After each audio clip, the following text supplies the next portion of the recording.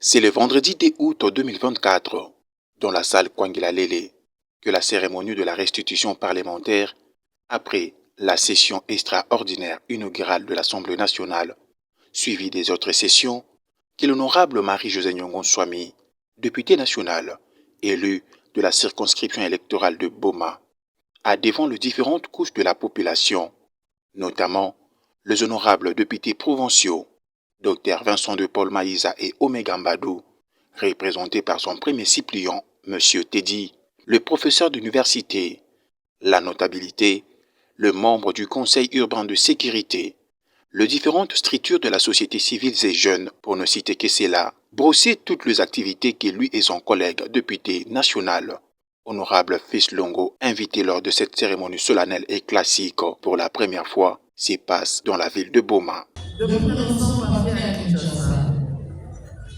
Nous sommes décidés de regarder vers la même direction, parce que diviser la ville ne gagne rien. Nous voulons être soudés pour porter la ville de Boma avec responsabilité. Je ne peux pas dire, moi, Marie-Josée, que je connais tout. Honorable Longo ne dira pas qu'il connaît tout. Mais nous nous complétons, et lui et moi. Nous avons tendu également la main à nos collègues députés provinciaux parce que notre devoir, c'est de défendre les intérêts de la ville de Boma. La polémique n'a pas sa place. Nous avons choisi, moi et honorable Longo, de nous mettre devant vous pour vous dire qu'est-ce qui a été fait depuis que nous sommes partis à Kinshasa. Vous verrez qu'il y a des fois, je vais lui céder la parole pour qu'on se complète. Cette première restitution, nous avons voulu donner une certaine solennité à cet exercice pour vous dire que par la suite, nous allons à travers la ville, dans les groupes organisés, pour continuer cet exercice ici dans les groupes organisés. Mais dans la télévision, dans la radio,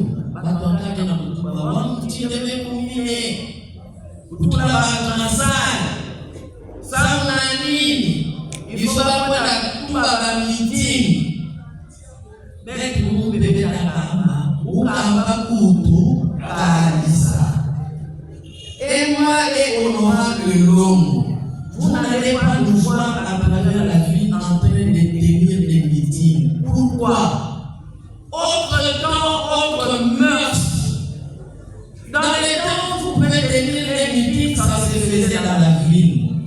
J'ai eu pitié du chef de l'État quand il est passé pendant la campagne électorale. On ne lui a pas donné le temps de parler. C'est tout le monde qui parle au même moment.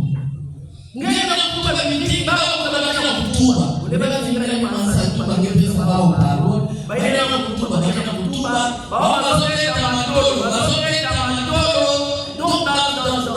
dans cette foire kermesse-là, personne n'écoute l'autre.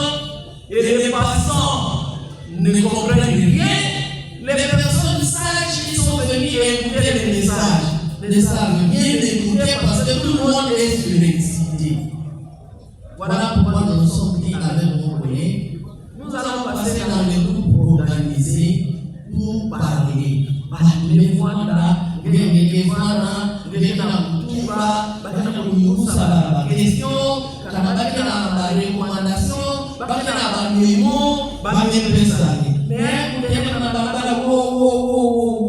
nous risquons de gaspiller nos énergies, nous risquons de gaspiller notre temps. Nous revenons à l'ordre du jour, la restitution des sessions parlementaires. Il y en a deux. Une session extraordinaire qui a commencé par la séance inaugurale du 29 juin et qui devait se terminer le 15 15 mars, mais l'ordre du jour n'étant pas épuisé, nous avons continué et nous avons épuisé l'ordre du jour de la session extraordinaire au-delà du 15 mars et nous avons enchaîné avec la session ordinaire qui finalement a pris fin le 15 juin. La session inaugurale le 29 mars, ordre du jour Wadaka, pour installer des rodages, pour valider, pour pouvoir, il y a l'union, pour bimisa l'élément intérieur, et puis mettre en place les bureaux définitifs. Il y a ça là-bas.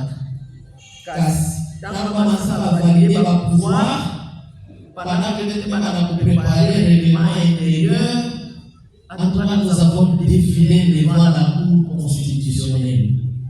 L'un ou l'autre était attaqué, et certains sont tombés, d'autres sont restés et remplacés. Voilà l'exercice que nous avons subi pendant la première session extraordinaire. Et finalement, le bureau définitif a été mis en place par l'élection le 22 mars 2024. Mais avant la mise en place du bureau définitif, nous avons fait les primaires parce que on devait départager les candidats, tous les unions sacrées qui voulaient tout le monde être président du bureau de l'Assemblée. Et finalement, c'est l'honorable Vital Kamerhe qui a été élu d'abord au primaire et puis confirmé à l'élection du bureau définitif. Toute la composition du bureau, je sais que tout le monde est éveillé, vous la connaissez.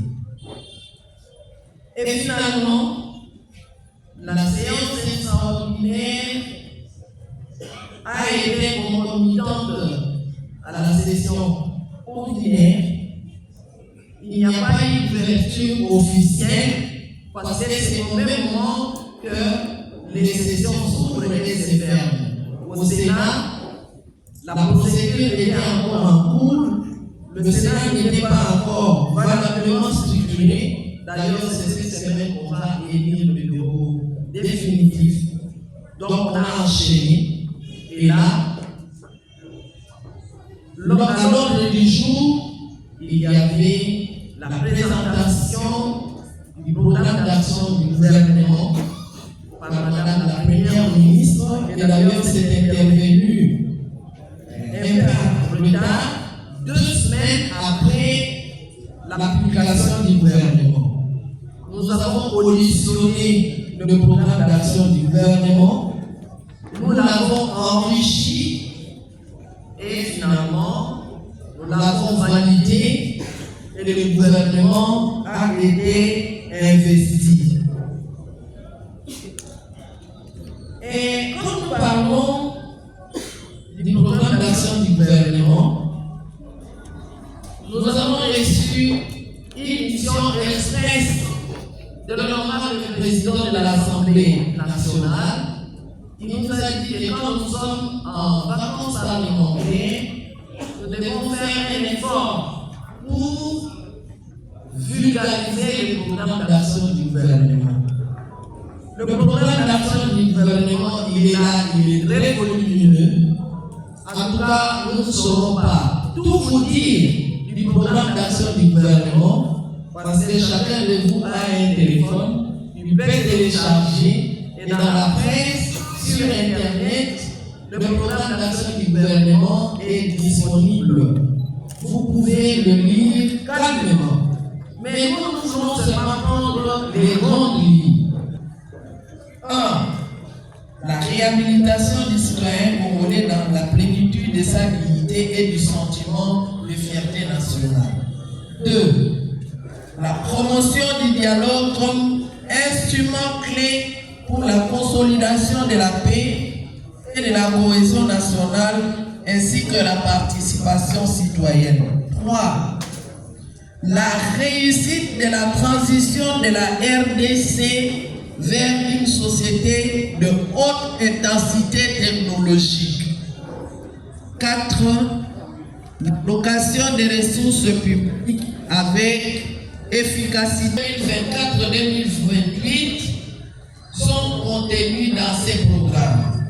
Ces 6 engagements sont 1. Créer plus d'emplois pour absorber le chômage des jeunes. 2. Protéger et renforcer le pouvoir d'achat des ménages congolais. 3. Mieux protéger les citoyens congolais afin que la RDC se rapproche de sa vocation pacifique pour l'ensemble de la sous-région et plus compétitive. 5. Assurer plus d'accès aux services sociaux de base. 6. Renforcer l'efficacité des services publics. Le cadre de planification stratégique de ces programmes, les travaux préparatoires du plan stratégique de développement 2024-2028. 2. Le programme électoral du président de la République intitulé « Allons-y, unité, sécurité, prospérité ». 6. L'évolution récente de la conjoncture socio-économique régionale et internationale. Ainsi, les 6 engagements majeurs deviennent également des orientations stratégiques appelées à guider toute l'action gouvernementale. À titre de rappel, il s'agit bien de créer plus d'emplois et de protéger le pouvoir d'achat des ménages, de protéger les territoires nationaux et de sécuriser les personnes et leurs biens, aménager les territoires nationaux en vue d'une connectivité maximale, garantir l'accès aux services sociaux de base, renforcer les capacités des services publics, gérer durablement et de manière responsable l'écosystème face au changement climatique. De consolider les acquis du premier mandat, de parachever l'avènement d'une RDC plus unie, mieux sécurisée et maintenir la souveraineté nationale. Ce programme comporte 56 axes, desquels découlent 326 actions identifiées. Quant aux modalités de mise en œuvre, le coût du financement de ce programme, il s'élève à 277 milliards 66 milliards de francs, 66 millions de francs congolais, période de 5 ans, soit un coût annuel de plus ou moins 55 milliards 413 millions de francs congolais par an. Ce coût total est totalement couvert par les ressources étatiques et non étatiques du pouvoir central ainsi que des provinces et des ETD. Pendant la présentation de ce programme d'action, les députés nationaux étaient invités à l'enrichir pour que tous ces enrichissements puissent améliorer le programme d'action du gouvernement. Vous avez vu que certains députés ont pris la parole parce que la parole était distribuée par groupe parlementaire, mais finalement c'est tout le monde qui voulait parler. Après c'était par caucus des députés.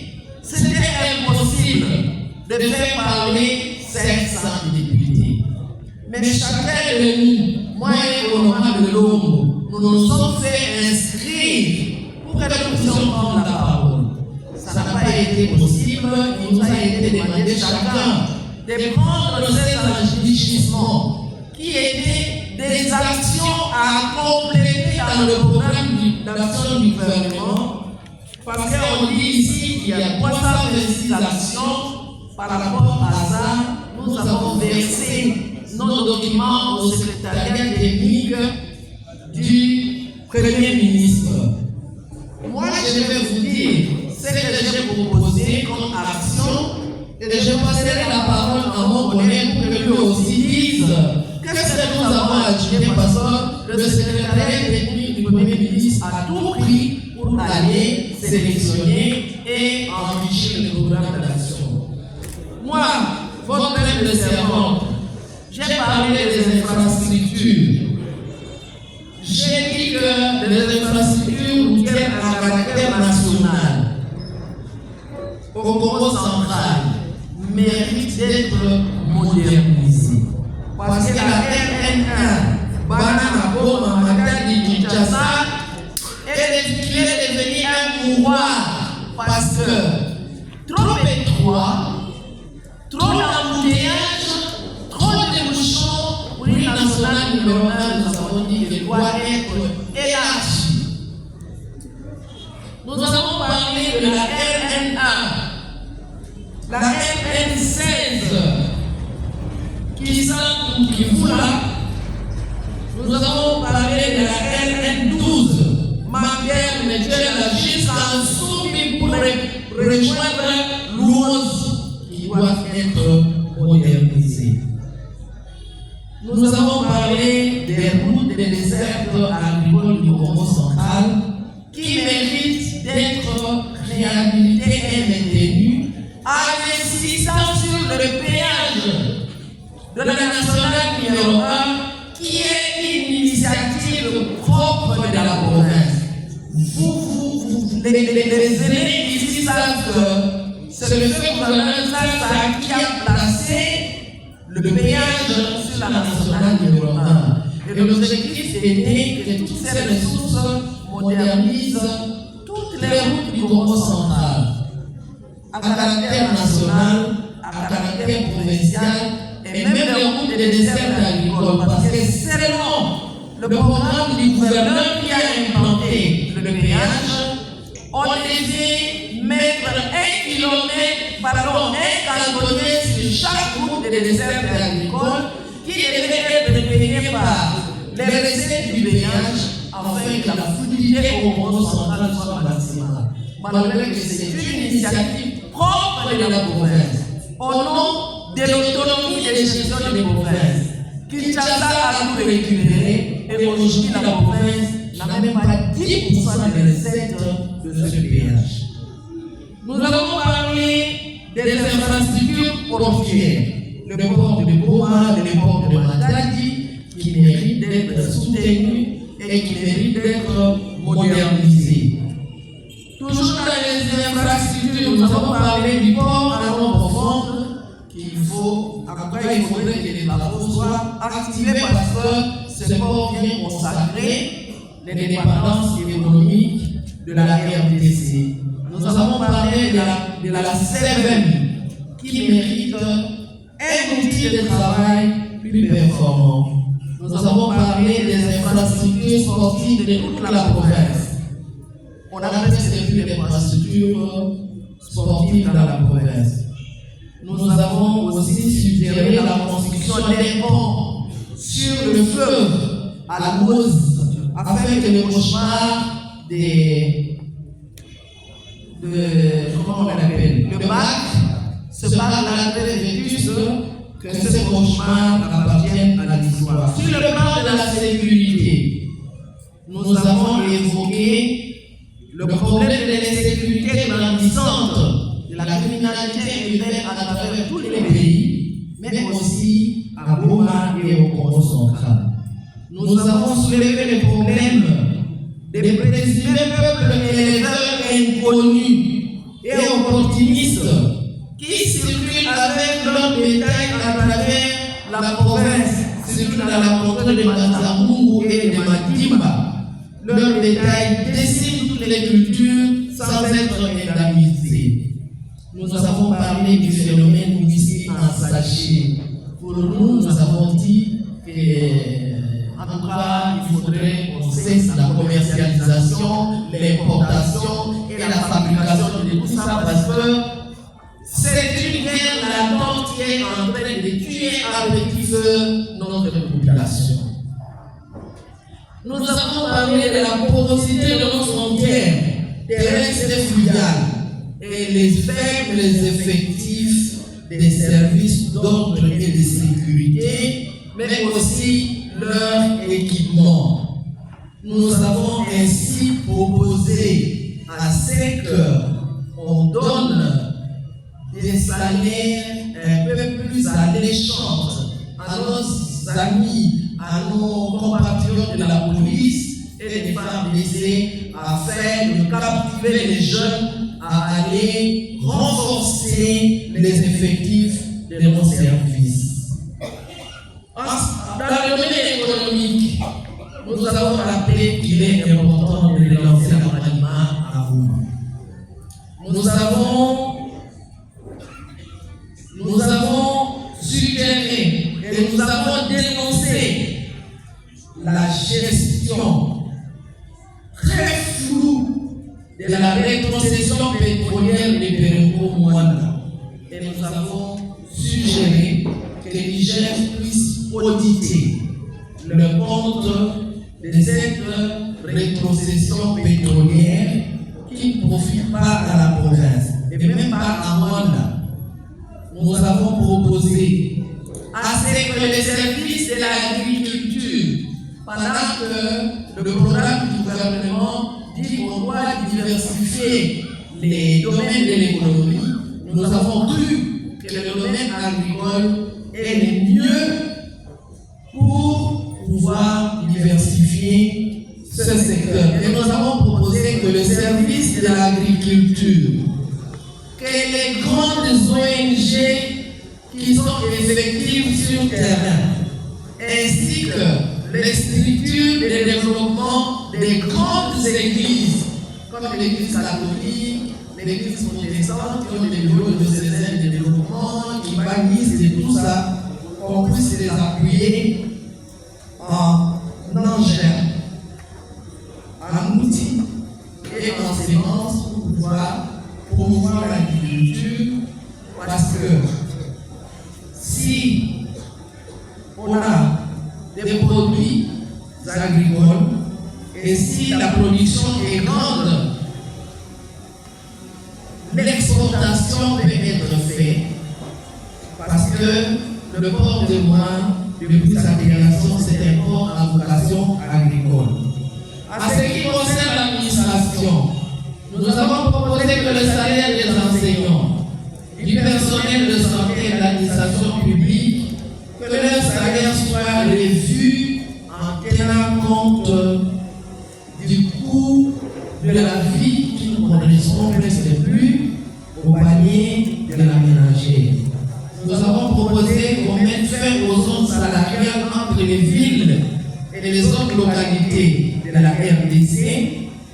Nous avons proposé que le paiement des administrateurs de territoire et leurs assistants, ainsi que des fonctionnaires à la retraite, soient libérés et avec effet rétroactif. Et pour faire preuve de la cohésion manifeste entre ces deux représentants de la ville de Boma au niveau national, l'honorable Marie-Josée Nyongo-Swami a passé la parole à son collègue député national, Fils Longo, pour s'exprimer également devant l'auditoire et leur expliquer toutes les activités effectuées avant et pendant cette vacance parlementaire, toujours dans le but de chercher le bonheur de la ville de Boma, qui est leur ville de prédilection. Dans son allocution, l'honorable Fils Longo a fait d'une pierre deux coups, tout en expliquant à la population l'évolution ou la santé politique de son parti politique qui est l'UDPS. Tout le monde sait que ça chauffe chez nous. Notre case de chauffe, c'est l'UDPS. J'ai été sélectionné parmi les 15 parlementaires dans un groupe de sénateurs et députés nationaux pour jouer la médiation pour offrir les bons offices aux fondeurs qui s'est constitué à 3 ou 4 camps, mais nous avons pu de faire entrer le calme. Vous constatez dans les réseaux sociaux ou dans les médias, il y a vraiment du calme présentement. Nous avons trouvé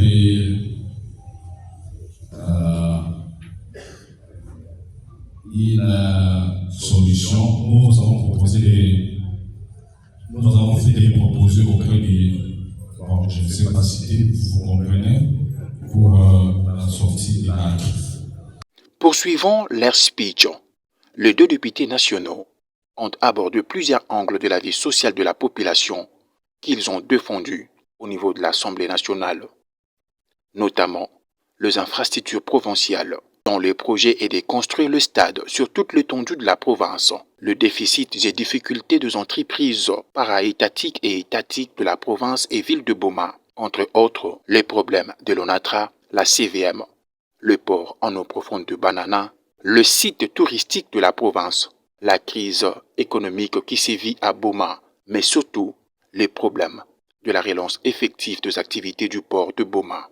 Mais la ministre du sport, même la Sony Castag na Boma, na travaux, il y a un comment on appelle cette l'agence Simon Congolais. Avec la Yaouna, ça me un financement qui est, ça va être un de façon qui est un peu à Bachir Congolais. Il y a un matériel, le ministre met tout par exemple, ça la tête de audit, il chef, en tout cas les 2 stades, na stade ya Boma, na stade ya Matadi, il faut avoir na mal ça pas programmé on a marché congolais qui vont na 2025. Mais ça na ba stade non sur le ministre Metuba pendant son mandat, il va fournir un effort pour donner à toutes les entités du Congo central des infrastructures sportives. Stade ya Mbazamou n'est qu'un conversation du problème parce que ça est du démoko. Le fait papa qui démoko, comment on est à Yao, en tout cas la population. Papa qui démoko même fois, mais dans la personne à la ça stade il y a un fan patrimoine de médias parce que vous avez tout les sons étaient tirés. Car même ça, la population qui est acteur politique, ou bien qui est philanthrope, sonné en cas d'assemblée de bâti, il y a eu, moun ne ça la yao, mais moun ne ça yao, comme ça, Après cet exercice citoyen, les 2 députés nationaux ont été soumis à un jeu de questions et réponses. Nous avons suivi avec beaucoup d'attention. Vous avez dit tout à l'heure que le gouvernement est en train de s'atteler pour qu'on puisse revoir le panier de la ménagère, et ça c'est le social.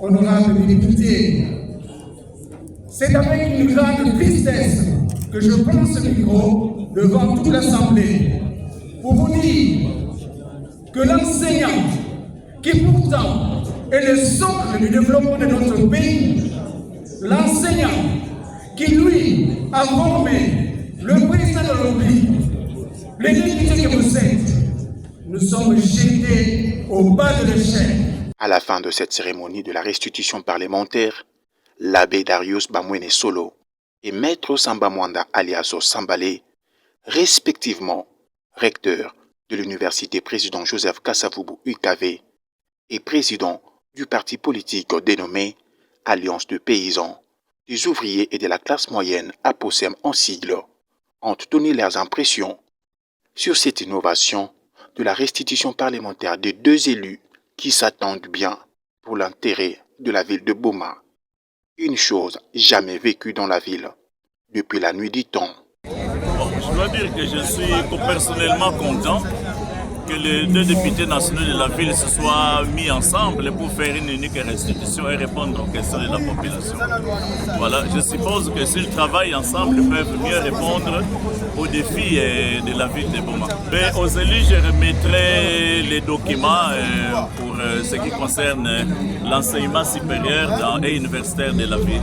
C'est quand même une bonne synergie qui déjà donne l'espoir non seulement à la population bomatracienne, à la province du Congo central, mais plutôt que ça soit idem dans toutes les circonscriptions électorales.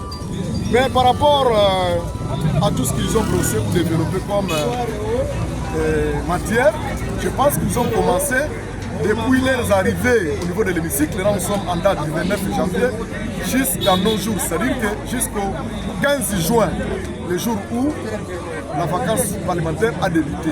Ils nous ont donné la matière de ce qu'ils ont eu à traiter pendant la session ordinaire comme extraordinaire, l'une après l'autre. Et dans tout ça, la population a eu le temps de pouvoir poser des questions, de pouvoir disposer leurs doléances, et les élus nationaux ont pris les lix de voir comment répondre tant soit peu d'une manière ou d'une autre à ces derniers. Mais tout en informant la population de disposer les mémos ou autres documents où on va coucher toutes les difficultés, désirata, préoccupations de la population pour que ces derniers, parce qu'ils sont appelés de faire un rapport des vacances parlementaires, et ils auront la matière à rapporter au niveau de l'hémicycle. Et ils ont insisté que la population soit en mesure de coucher, de disposer les mémos, rapports pour que les difficultés, doléances, désirata de la population puissent trouver gain de cause. Autre temps, autre mers. Qui vivra, verra.